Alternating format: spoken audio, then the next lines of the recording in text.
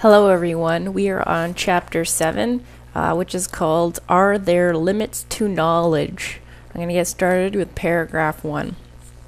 We have established that the elements for the explanation of reality are to be found in the two spheres, perceiving and thinking. It is due, as we have seen, to our organization that the full complete reality, including our own selves as subjects, appears at first as a duality. The act of knowing overcomes this duality by fusing the two elements of reality, the percept and the concept gained by thinking, into the complete thing. Let us call the manner in which the world presents itself to us, before it has taken on its true nature through our knowing it, the world of appearance, in contrast to the unified whole composed of percept and concept. We can then say, the world is given to us as a duality, and knowledge transforms it into a unity. A philosophy which starts from this basic principle may be called a monistic philosophy, or monism. Opposed to this is the two-world theory, or dualism. The latter does not assume just that there are two sides of a single reality which are kept apart merely by our organization, but that there are two worlds absolutely distinct from one another. It then tries to find in one of these two worlds the principles for the explanation of the other. And paragraph 1 is summarized as follows. The world is given to us as a duality, and knowledge transforms it into a unity. This philosophy is known as monism. Dualism is the theory that these two worlds, percept and concept, are absolutely distinct from each other. So basically this paragraph is just talking about that there's two approaches to the theory of knowledge, and one of them is a monistic view and the other one is a dualistic view. And what Steiner is proposing is a monistic view, which is we fuse the two elements of reality, which is percept and concept, and that's how we get to know things. And the act of knowing is the overcoming of this dualness of concept and percept and fusing them together.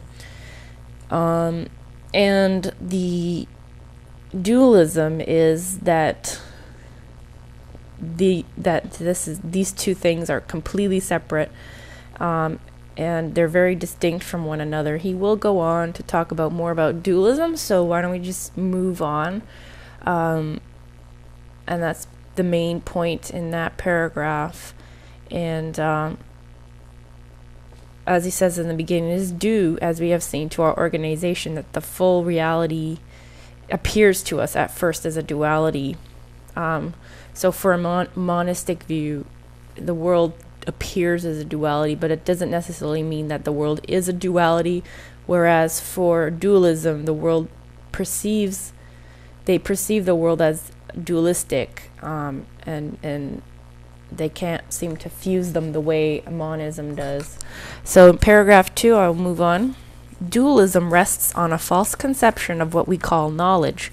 It divides the whole of existence into two spheres, each of which has its own laws, and it leaves these two worlds standing apart and opposed. So paragraph 2 is summarized as follows. Dualism divides the whole of existence into two spheres, percept and concept, with their own laws, and leaves them separate and against each other.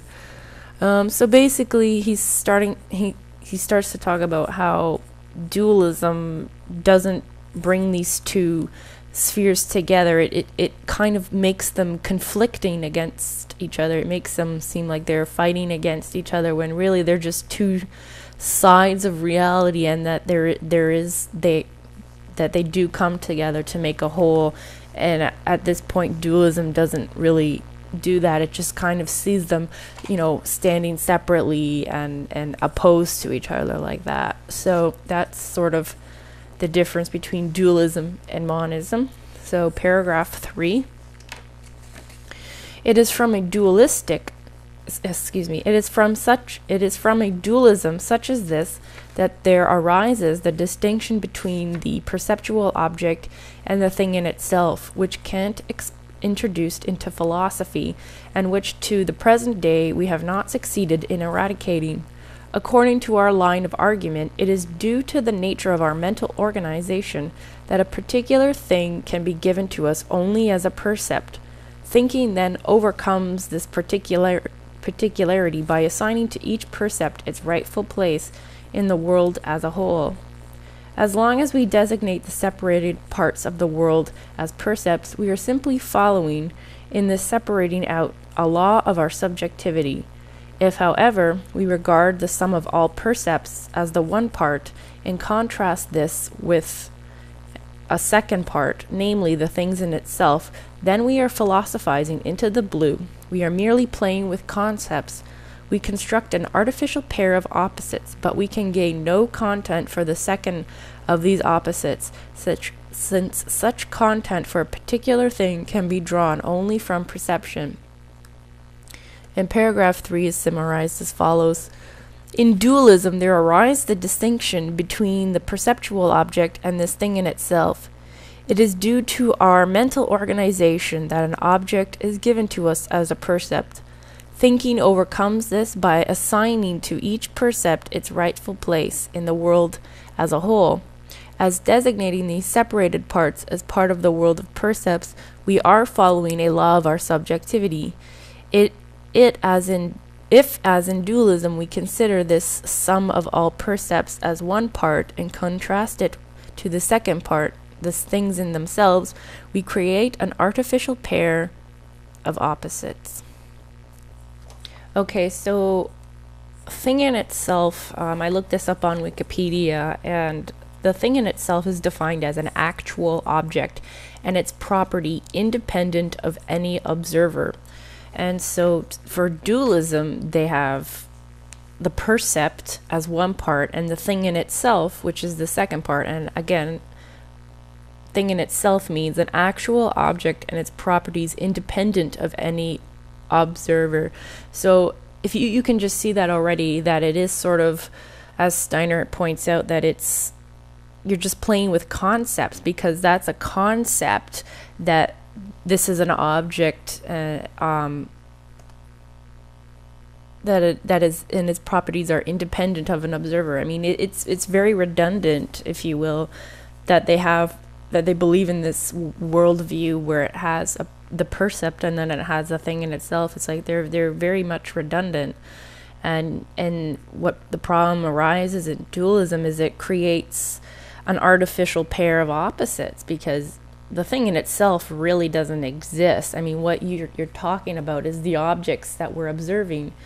And so it's very difficult to gain content about the second of these opposites, which is the thing in itself, because that content of the thing in itself is only gained through perception. And so this is what Steiner's pointing out in this paragraph, is just how for him dualism doesn't make sense because of that, because this whole concept of thing in itself is an artificial construct, because it basically, how do you get to that is through perceiving of things, and they're just trying to confuse people and whatnot by creating this artificial construction. So that's what he means in this paragraph. That's all that we're going to cover today, so I look forward to seeing you all next time. Bye.